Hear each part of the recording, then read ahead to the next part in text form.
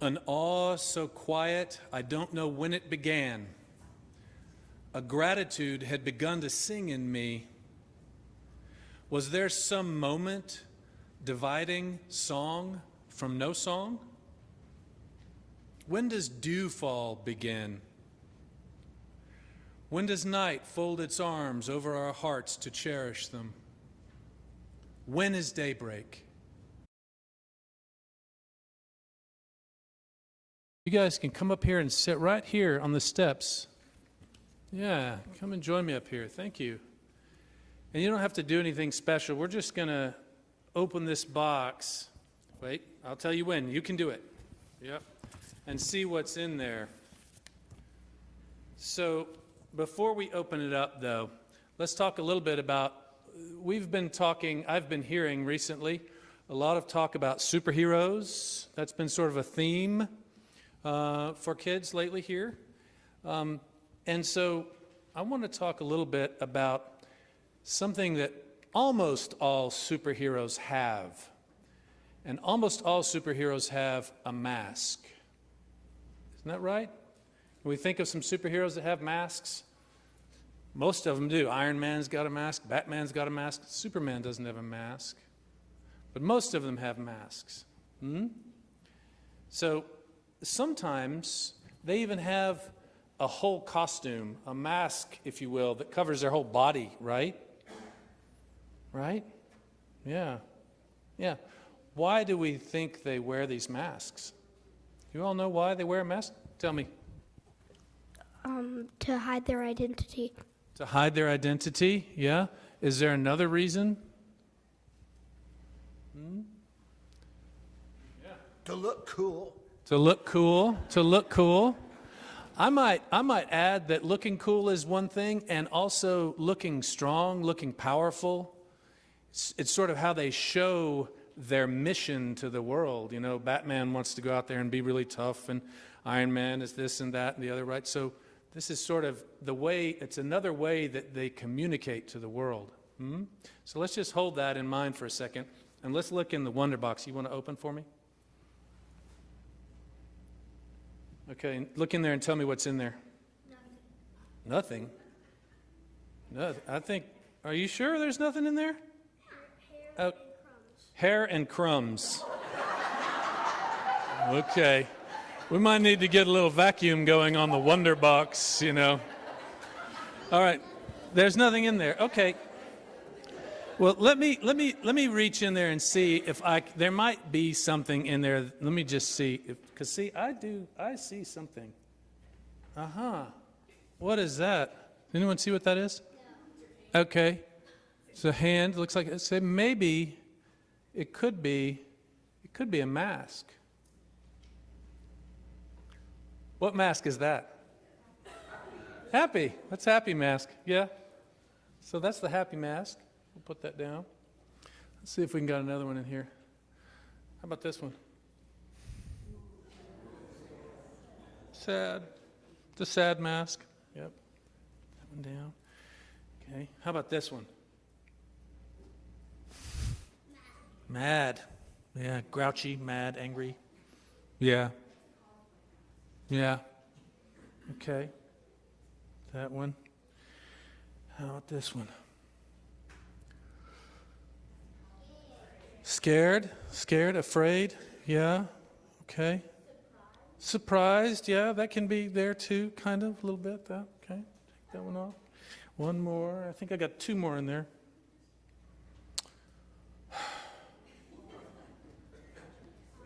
Tired. What else? Bored. Bored. Okay. Let me take one more. Look. Ooh. This is a special one. I'm not going to put this one on. I'm going to set it aside right here, and we'll come back to it in just a second. Now, who knows what an actor is? Yeah? Tell me what, do you know, can you tell me? You want to tell me what an actor is? What does an actor do?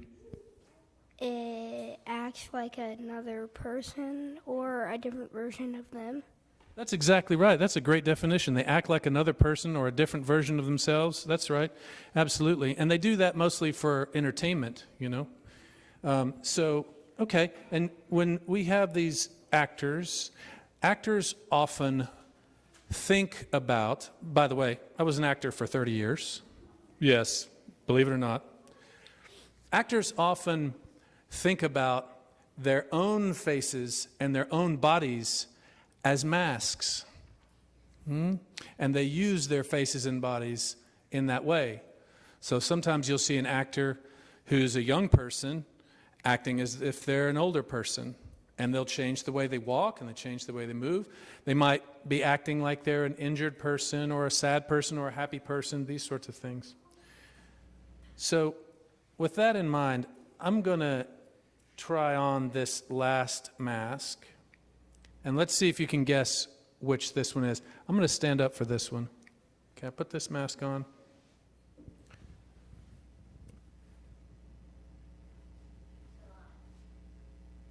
I heard it out there in the background. What was it? Shy. Yeah, shy. What did you have? Nervous, yeah. I think shy is what I was going for. But nervous is in there because shy sometimes makes us feel nervous, anxious, right? So who here has felt shy lately? Yeah. Going back to school has a lot of shyness in it. Can you tell me when you felt shy? When did you feel shy? Well, my first day at school was kind of like the first day. First day at school was kind of like the first day. Yeah. Come on. I felt shy trying to make new friends since my best friend moved away. You said you felt shy making new friends because your best friend moved away. Yeah. There's all kinds of times we feel shy. How many adults out here have felt shy? Everybody look around. Look at all kids. Look, even grown-ups feel shy. You know, we still feel shy sometimes. And the reason I'm bringing up the idea of the shy mask is because I'm feeling pretty shy right now myself. I'm brand new, and here we are. I'm making all mistakes, you know. So it can feel a little uncomfortable to be shy, but there's things that we can do when we're feeling shy that might help us. One of the things we can do when we're feeling shy is just kind of raise up our hand to ourselves and say, yeah, I'm feeling shy, like we just did here. I want to show you all a quick example of somebody who feels shy and what they do with that feeling of shyness. It is a favorite two actors of mine. I have these two actors that are favorites. And one of them is a younger actor, and one of them is an older actor. The younger actor, in this little video we're going to see, it's 20 seconds long. The younger actor is being interviewed by a guy with a microphone like I am now, and he sees this older actor behind him. And this older actor is a hero of the younger actor, and the younger actor has never met this older actor. So he meets him for the first time just accidentally. And we get to see how the younger actor deals with being shy. Now, the video happens pretty quickly, and so I might ask Marty to play it again for us if we don't catch it the first time. But it has subtitles on it, so you can see how it goes. Let's watch that. One of these, and then, hey, Carrie. Stop, now I'm going to get shy now. No, Can I give you a hug? Can I give you a hug? You are such a spectacular actor. I'm such a fan. God, likewise. Great to meet you. Oh. That's just meeting him for the first time? Really? Oh my God. I mean, he's kind of the best actor on the planet. Stop. And a lovely man, and great taste in other actors. Did everyone catch that? Good. Do we need to see it again? Are we okay? Yeah. Would you like to watch it again? Yeah, let's watch it one more time. One of these, and then, hey, Carrie. Stop, now I'm going to get shy now. No, Can I give you a hug? Can I give you a hug? You are such a spectacular actor. I'm such a fan. God, likewise. Great to meet you. Oh. That's just meeting him for the first time? Really? Oh my God. I mean, he's kind of the best actor on the planet. Stop. And a lovely man, and great taste in other actors. So that's Colin Farrell, the younger actor. What did Colin do there with his shyness? Anybody can answer the question. What did he do? Yeah. Yeah, he brought out his emotion, she said. Yeah. He just spoke the fact that he was shy. He just said it out loud for the whole world to see. Yeah, so maybe that's one of the ways we can make ourselves feel comfortable. The last little thing I want to say about these masks, I'll put them back in the Wonder Box. There we go. Sorry, I'm going to put them all back. Can't have them sitting out here the whole time. We'll close that up. The last thing is that these masks that we can wear, these masks, happy, sad, these types of masks, they give us the understanding that no matter how we're feeling, we always have the power of how we show up in the world, of how we present ourselves. We always have a choice to make. We are each so different. Each of us has taken our own path to find this congregation. We each have our own path of spiritual development or faith development. We may not name it the same way, and that is fine, but what I believe that we do here is develop a practical spirituality that helps us within ourselves, among those in our congregation, and beyond in the larger community. For example, I came as a previously disappointed Christian, and while I've been here, I've investigated Buddhism and paganism, and I find useful ideas in both of those. But now I just label myself as Unitarian Universalist, and proudly so. Nick and my children were raised in Unitarian Universalist congregations. It's a totally different path. Judson is creating his own path as we speak.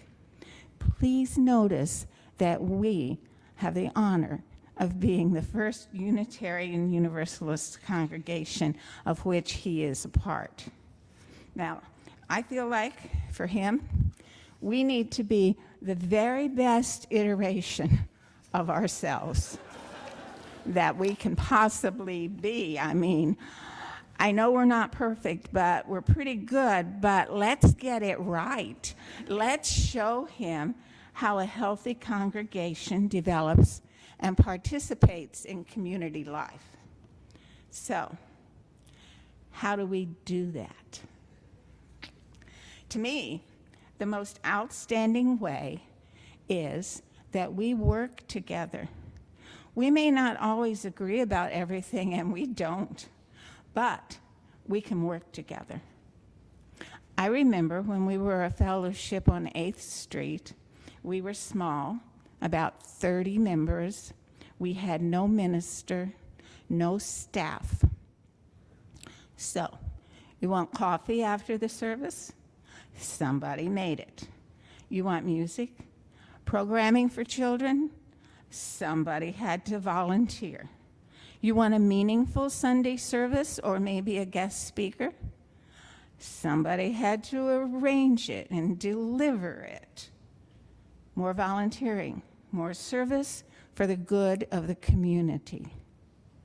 Now, I don't want to toot my own horn, just as an example, and I've been a member for 41 years, so I've had some opportunities. During that time, I've played the piano, my flute, even my accordion.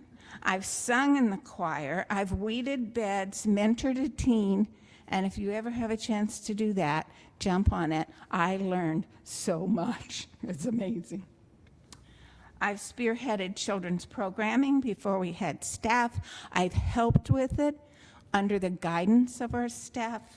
It gets easier and easier with staff. I've helped with hot meals, served on the board a few times, helped in training and events that the racial justice team hosted. I've organized and promoted work on the memory walk, and now I'm serving on the Sunday services team. I'm not tired yet. I have never made coffee or provided flowers, and I don't intend to, and you don't want me to. Through these activities, I've gotten to know people. I've made friends. I've investigated new ideas, had an outlet for my music, important to me, learned so much, helped to support the life of this congregation, enjoyed myself, and felt useful. All of which has contributed to my spiritual or faith development. If you were here a few weeks ago, you know from the involvement fair that some of the opportunities that the congregation presents. Not everyone needs to do everything. I hope you can find a way to serve that appeals to you. The congregation will benefit, and so will you. Now, last July, talk about feeling shy. I did the video for the tapestry series service, and boy, did I feel shy. That's a lot of attention. But one of the questions Nick asked me was, for whom are you grateful? And I declined to answer because once you start naming people, you're going to leave something out, right? You're going to leave somebody out. But I thought about it afterward. You know that, oh, yeah, I wish I had said, you know, that you've done that. I would have said everyone who attends, who welcomes a newcomer, who makes music, who helps with the children, which is great. They get to know us, that's important. Everyone who participates in the discussions, in the classes, in the pitch-ins, in the weeding, helps with hot meals, who are greeters, who participate in the interfaith activities, and especially the people who make the coffee and bring the flowers. I'm grateful to everybody. And I apologize if I've missed naming someone, because that's the nature of this beast, is you can't do it all. I am grateful to all of you. We are a community. Many hands make light work, and we make us strong. And we will be a good example of what a UU congregation should be.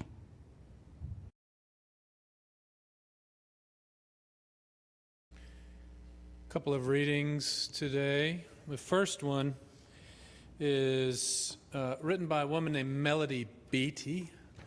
Melody, she is an author and theorist who has written extensively about recovery from codependency. She really framed that conversation in the 80s. So if you've ever heard of people talking about good boundaries, these sort of concepts, Melody Beattie was one of the principal developers of that sort of work in the mental health arena. She's writing about gratitude here, and she says, gratitude unlocks the fullness of life. It turns what we have into enough and more. It turns denial into acceptance, chaos into order, confusion into clarity. It can turn a meal into a feast, a house into a home, a stranger to a friend. Gratitude makes sense of our past, brings peace for today, and creates a vision for tomorrow. Living well with gratitude and joy is an act of resistance, a claiming and affirmation of all that is still good and still true.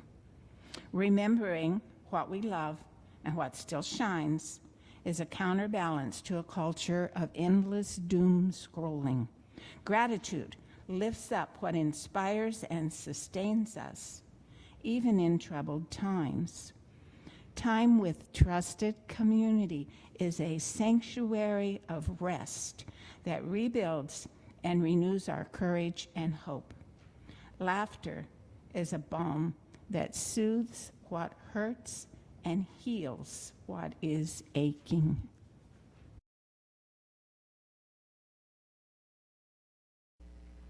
Well, hello again. Good morning. Lovely to see everyone this morning. As we all know, this is a special day for me, as it's my first sermon here at UUCCI and my first sermon in a pulpit as an officiant, as a minister in training, and I'm very glad to be here. Thank you for having me. Thank you so much for this warm and welcoming community. Today's talk is broken into two sections. So in this first section, I want to help everybody locate me a little bit. And by locate, I mean get to know me and also sort of understand the resource that I am and can be for this community. I'll focus the get to know you bit, this first half, on three areas of me: sociopolitical, professional, and theological. And this should kind of give everybody a good picture of how you can use me. Second, I want to keep with the theme of today and discuss the spiritual practice of gratitude. So let's get into it. Does that sound all right? Okay. So before I get going, I do want to acknowledge a few folks. This will be quick. As most of you know, I've been living in Sweden for the last 15 years. I'm married to a Swedish gal, and so bringing me over here to be an intern was actually quite a lift. I want to thank Reverend Nick, who's not here today, but I want to thank him because he believed in me enough to invite me over here to participate in this lovely community without ever having met me in person. I could not ask for a more qualified, thoughtful, or enthusiastic internship supervisor. He's fantastic. Next is the woman who wins the award for best roommate ever. That's Cynthia Scott. Cynthia went above and beyond to welcome me here. She has created for me a warm, homey, well-organized environment. And this is really important because it's made moving to Columbus feel like a welcome home rather than a chore. So I'm grateful to those folks. And next are my two stellar colleagues, Brittany and Adrian, who really keep this church running. Things would suffer if they weren't here. And they both continue to help me get acquainted with the inner workings of UUCCI and what a congregation's all about. There's also the board, the finance and worship committees, and all the many individuals who pull together resources, be they small or large, to support me, and once again have done that sight unseen without ever having met me. And lastly, but no less importantly, there's everybody else, the congregants here at UUCCI, because y'all are the center of the space. You make it what it is. This space, this whole effort is for you and about you, and we wouldn't be here without you. So, in the tradition of many Asian cultures, I'd like to offer this congregation, this community, 3 bows, and that signifies my gratitude and my commitment to both support and learn from this community.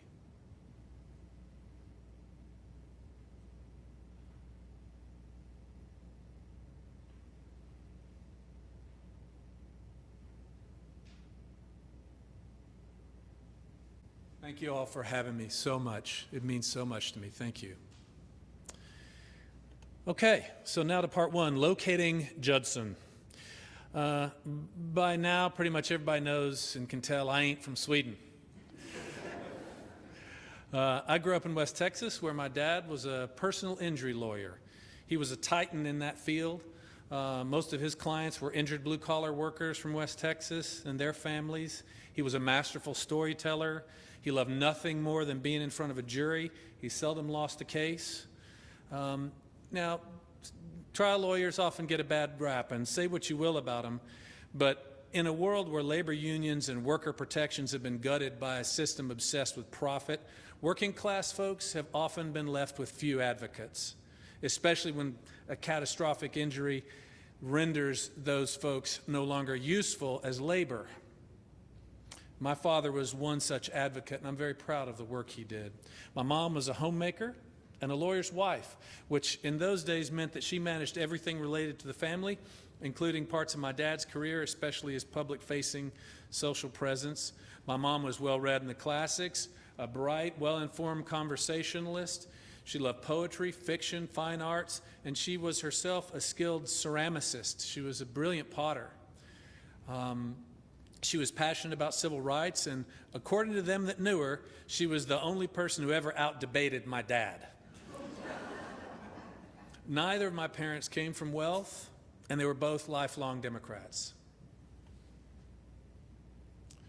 Their influence, those influences, really led me to my first career choice, which was acting, as I said earlier. In the mid-90s, I studied at a small acting school, a conservatory in Dallas, then I moved out to LA, hated every minute of living in Los Angeles. Then I moved to Boulder, Colorado to complete my BA in theater with a minor in dance. I had a girlfriend during those years, and in 1996, she and I had a bright bundle of joy in our lives, and that now 29-year-old monkey person is sitting right here. His name is John. You've already met him. He lit the chalice. He's my son. He's my guy. And thanks for being here, bud. It's really good to see you. I hadn't expected to stay in Boulder, but with a new kiddo to raise, I decided to call Colorado home and lived on the front range of the Rockies for the next 16 years. I love Colorado, still have lots of friends there. I was part of a very vibrant acting and theater community there. And Boulder was also where I'd meet my future wife, whose name is Sheshti. Don't worry, it's hard to pronounce and even crazier to spell. Sheshti is the Swede in the equation. She's also an actor, and together we have 2 daughters, both of whom were also born in Colorado. So in 2011, Sheshti and I realized that if we were going to raise these kids in the U.S., we were either going to have to make it big, give up the arts for suits, or move somewhere less expensive. We eventually chose door number 3, and in 2011 we moved over to Sweden, where we've lived for the last 14 years. So that basically covers the socio-political part of locating Judson. Born to a storyteller and an artist, married actor, now in training for the ministry, got 3 kids with 2 different baby mamas, one of whom is a Swede. I've split the last 30 years between Colorado and Scandinavia. I'm a proud, progressive, anti-racist, democratic socialist, performing artist, almost minister.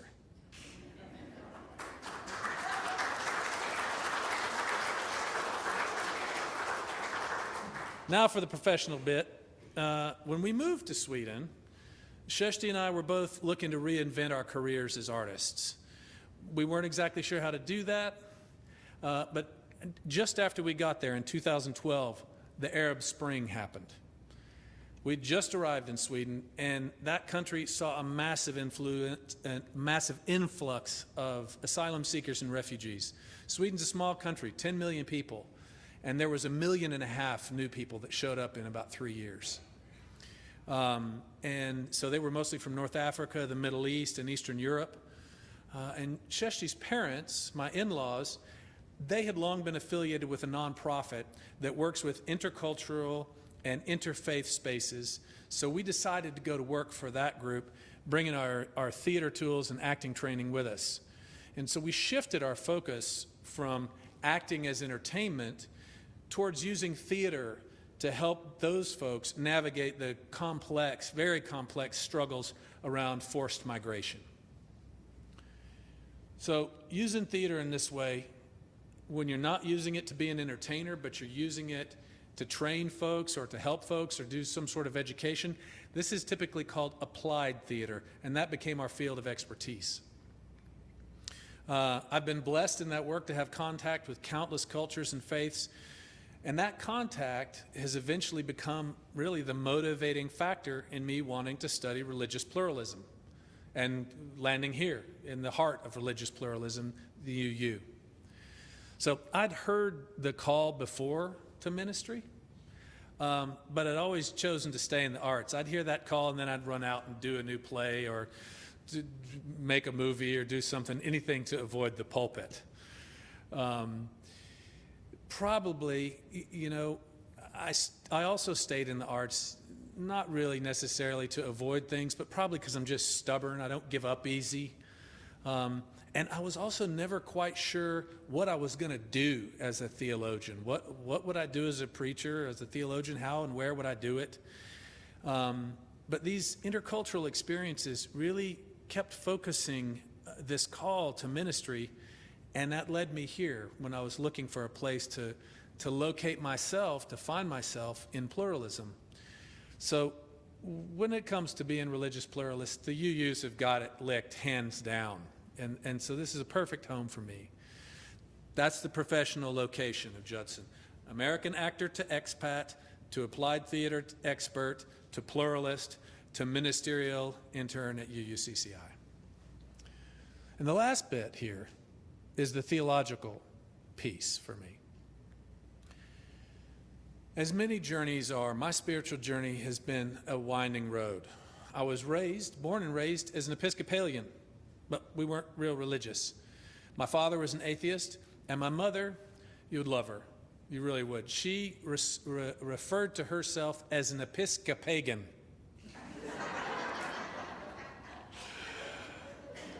I went to church, but as a kid, I fell away from it in my early teens and was mostly unaffiliated until I joined the addiction recovery movement at the age of 17. I had some reasonably serious addiction and mental health issues that surfaced for me in high school. And through a series of really tumultuous events, turbulent events, I was lucky enough to make it into rehab, which both saved my life and introduced me to the idea that a relationship with spirituality could be practical more than just theoretical. So for the next decade or so, I identified as spiritual, not religious.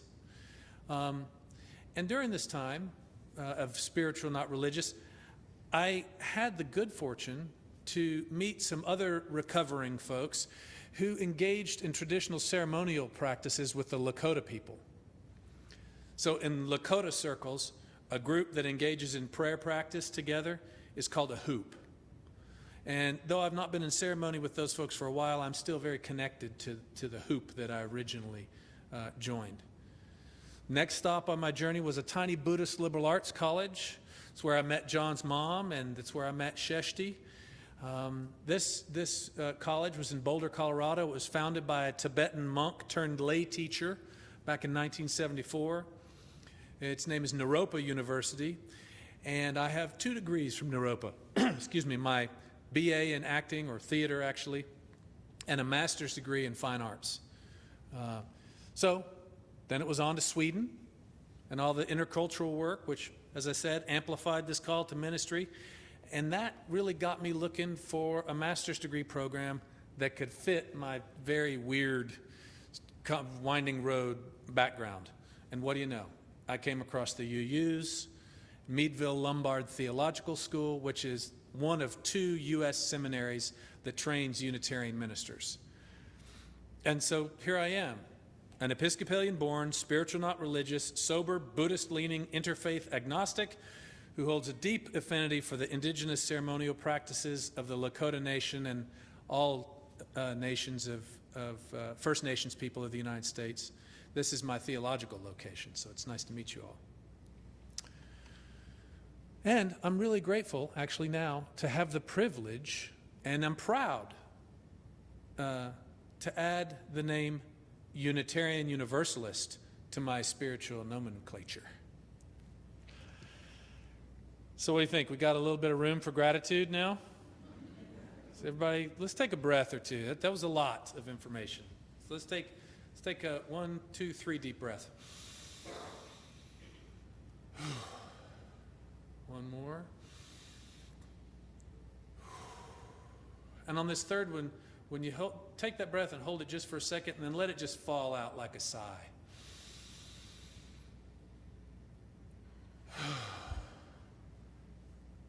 There we go. All right. So,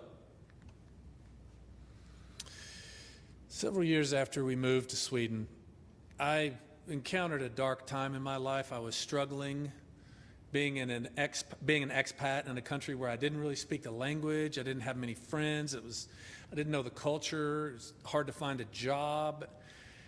And everything was just, it was Swedish winter. It's 18 hours of darkness, and it's quite bleak. And at some point, I was scrolling through Facebook, and I came across a post from an old college friend, and she recounted how she was also feeling blue, feeling sad, and she committed to writing one post on Facebook per day for 30 days about the same topic of gratitude. So I read every one of these posts, and I found myself so impressed with that practice that I decided to give it a try. So every day for a month, I found at least one thing I could be grateful for, and I posted it on Facebook. 30 days. Got to day 30, it felt pretty good. Like this little practice might actually be kind of turning things around. So I doubled down like I always do, and I decided to try 1 year of daily gratitude posts. I called the series 365 Days of Gratitude, and this is what I learned. I learned that when we first take on a new spiritual practice, it can feel really great. We feel like we're doing something spiritually important. There's like this elevated sense of calmness, a freshness of mind. I also learned not to trust this feeling, or at least not to hold on to it or try to hold on to it, because there will be the inevitable point in any spiritual practice when it gets boring. With 365 Days of Gratitude, the I'm so spiritual feeling wore off in about a month, and at that point I'd written about my wife, kids, the dogs, old friends, Swedish lakes, the idea of gratitude itself, my in-laws, siblings, good food, good health, indoor plumbing, electricity, Scandinavian socialism, the trees, the stars, good actors, good music, my sobriety, etc., etc., etc., and then there's nothing. There was just a wall of nothing. And things got difficult and got boring. And then I started to write about random stuff like Post-it notes and socks and my cell phone and wall paint and spoons and all kinds of weird daily use objects, I was super irritated with the practice. I was on the verge of quitting it about 100 times. But unfortunately, or fortunately, I have this stubborn streak, and I can't let things go. And I had written publicly on Facebook that I was going to do 365 Days of Gratitude, and by God, I was going to keep doing this gratitude crap if it killed me. Not very grateful. But sheer stubbornness got me to about the 6-month mark, and then something unexpected happened. Within the span of several months, I lost 3 old friends. One died from a routine surgery, random routine surgery, an in and out, outpatient thing. One died from addiction. And those 2 deaths, they hit me hard. I had to dig deep to find gratitude.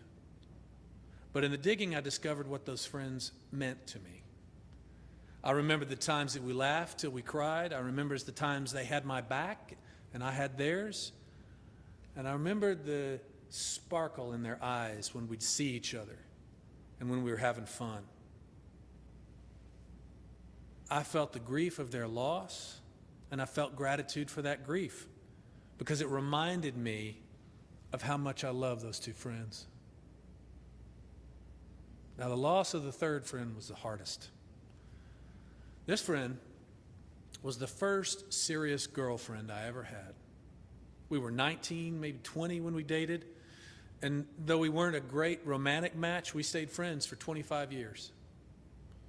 So one day I went to chat her up about summer vacation, and once again on Facebook, I found that she had died in a car accident. It was a head-on collision with a drunk driver took her life, critically injured both her teen sons. Those boys would go on to survive, but a friend of theirs that was also in the car didn't. Man, I read this and the air left the room. At first, I was angry. I was so angry. I was angry at the drunk driver. I was angry at alcoholism, at God. I was angry at life. And then I got angry at these stupid gratitude posts. How was I supposed to feel grateful about this? This was tragic. This was senseless. This was someone's fault. But, By this point, something else had started to happen. This daily practice had become a habit. I'd moved through that lofty, brand new, I'm so spiritual phase. I'd moved through the boredom and the hate this, I want to quit phase. And I'd begun to cultivate this habit of digging deeper. I'd begun to peer beneath the surface of my own perception to look for the poetry in the world around me. So I wrote about her. I wrote about her laugh. I wrote about her gentleness. I wrote about the artist that she was, her devotion to her boys. I wrote about her friendship. I could see her with eyes that were seeing something beyond gratitude, something I felt blessed by. And that was her aliveness and the gift of having experienced it. My perception had shifted from obsessively looking at my material surroundings, trying to fulfill the task of the post, to focusing on how my inner landscape was touched by the world around me and the people in that world. That deepening was a true gift of that practice. I can't recommend a daily gratitude practice highly enough. You don't have to do it on Facebook. Do it in a journal. I've seen people do it at dinner time. Just go around and say one thing they're grateful for. So, with that in mind, I want to offer you this. 365 days of gratitude, day 366. Today, I'm grateful for the following. The gift of my struggles with mental health and addiction. I'm grateful to have a recovery community that knows the shadow sides of me. They know these sides because they have them too. And together we find wholeness. I'm grateful for my family. My beloveds and I are closer now than we've ever been because we've lived through the tough times without giving up on one another. I'm grateful for my new friends at UUCCI. They have given me their warmth, good humor, generosity, friendship, and they gave it all to a stranger. Because that is the stuff that saves the world. I'm grateful for the simple poetry of the everyday. The sound of the summer cicadas, the balmy warmth of the cornfields near the house, the pregnant anticipation of cooler fall days coming. And last, I'm grateful for the fact of being alive. A bazillion things had to go right through the course of human history for each one of us to be here in this very moment. And may we always remember how truly lucky we are. Amen. Blessed be. Aho mitakuias.